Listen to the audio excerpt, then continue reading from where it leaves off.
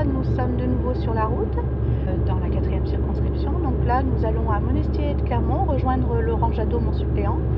Donc nous faisons une opération de distribution d'informations au sujet de la renationalisation des autoroutes. Donc c'est une demande que le Parti communiste français porte depuis 2014, notamment à l'Assemblée nationale. Donc on va informer les gens à la sortie du péage de Monestier de Clermont sur cette question.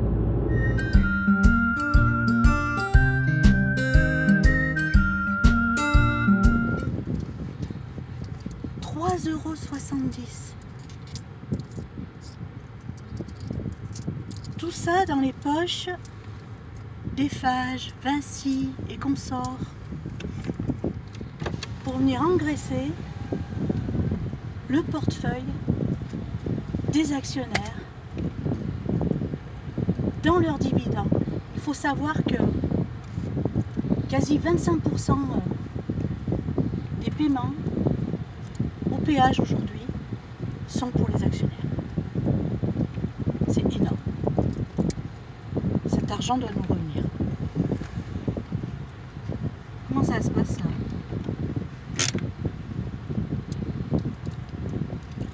Eh ben mon vieux, je vais aller voir.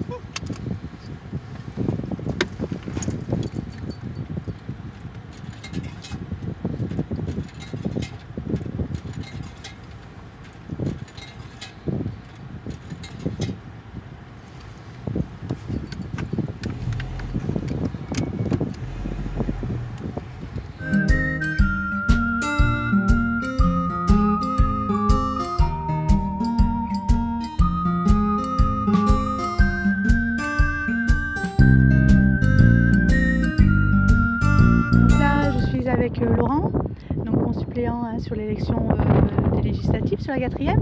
Donc il connaît bien la question de la nationalisation des autoroutes, notamment de la 51. Oui, donc nous sommes devant le péage de l'autoroute A51, un péage très cher.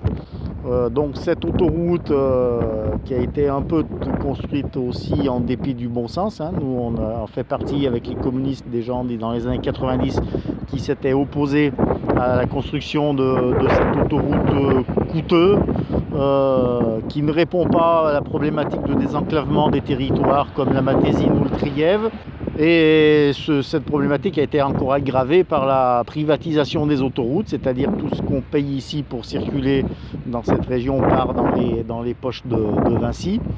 Nous, on était pour des solutions alternatives, notamment sur l'aménagement de la nationale 75 en 2x2 voies, qui répondait plus aux problèmes locaux de désenclavement de secteurs comme Monestier, comme Lamure, et qui répondait aux besoins de transport des habitants, notamment entre la montagne, le sud isérois et l'agglomération grenobloise. C'est un peu difficile. On peut lier aussi cette problématique à la menace sur le transport ferroviaire qui est ici une belle alternative aux routiers, notamment avec la menace de fermeture de la ligne Grenoble-Veynes, menace qui est de longue date, puisque déjà dans les années 80, le député communiste Louis Maisonnat se battait contre la fermeture de cette ligne Grenoble-Veynes, et là on a de nouveau une menace sur cette ligne. Il faut lier toutes les questions de transport et de services publics. Donc c'est en 2005 que l'opération juteuse pour le secteur privé s'est opérée. Un gouvernement de droite a décidé la privatisation soi-disant pour régler la dette publique. Donc il faut savoir que les bénéfices à ce jour sont de plus de 20 milliards parce que les tarifs autoroutiers ont grandement augmenté depuis la privatisation.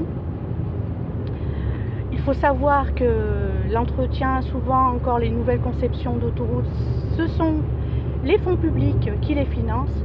Donc vraiment, les actionnaires ne mettent jamais la main à la poche, sauf pour empocher l'argent public, notre argent. On pourrait faire tant de choses avec cet argent, notamment le transport pour tous, la transition écologique, améliorer l'état de nos routes. Renationaliser nous coûterait sur l'instant, parce qu'il faut dégager l'argent pour racheter les concessions, mais elle serait très vite remboursée. De nombreuses études le disent. Et ensuite, on pourrait enfin utiliser cet argent pour nous, pour le peuple. Nationaliser, c'est rendre au peuple. Stop aux raquettes.